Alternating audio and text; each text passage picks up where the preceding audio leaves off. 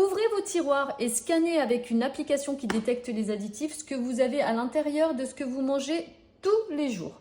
J'ai des copines de ma fille qui sont venues pique-niquer cette semaine, elles ont laissé ça à la maison et là je me demande si elles savent ce qu'il y a à l'intérieur ou si leurs parents savent ce qu'il y a à l'intérieur des Pringles.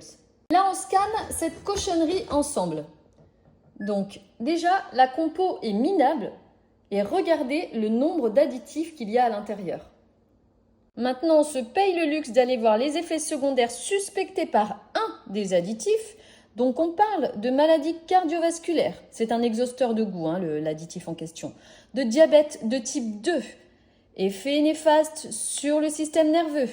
Perturbation du microbiote intestinal. Maux de tête. Et encore plein d'autres. Là, vous avez la possibilité d'en savoir plus sur tous les effets secondaires de seulement un additif que comprend la boîte des Pringles. Là, je vais cliquer sur un autre additif.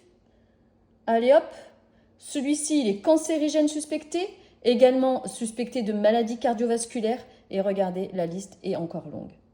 Alors, dites-moi comment on peut encore acheter ça alors qu'il y a plein d'autres alternatives. Je ne dis pas qu'on ne peut pas manger de chips. Je veux juste que vous compreniez que ce que mangent nos enfants, c'est catastrophique. Là, j'ai des chips, si je les scanne, elles n'ont pas d'additifs. Tout ce que j'achète est sans additifs. Alors oui, c'est une habitude que j'ai pris de scanner ce que j'achète parce que par exemple, des brioches, il n'y en a pas beaucoup en rayon qui ne contiennent pas d'additifs. Mais si vous continuez à acheter des produits qui contiennent des additifs, les industriels continueront à en mettre. Un autre exemple, j'adore cuisiner des plats asiatiques. Il y a plusieurs marques de lait de coco différents. Le seul que j'arrive à trouver sans additif, c'est celui-ci. Même les marques les plus connues, Suzy One et tout ça, elles ont un additif. Et en plus, c'est un additif rouge.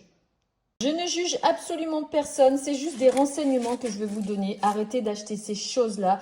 Il y a plein d'autres alternatives. Attention à ce que vous mangez et à ce que vous donnez à vos enfants. Voilà. Ouvrez vos tiroirs et scannez avec une application qui détecte les additifs ce que vous avez à l'intérieur de ce que vous mangez tous les jours. J'ai des copines de ma fille qui sont venues pique-niquer cette semaine, elles ont laissé ça à la maison et là je me demande si elles savent ce qu'il y a à l'intérieur ou si leurs parents savent ce qu'il y a à l'intérieur des Pringles. Là on scanne cette cochonnerie ensemble.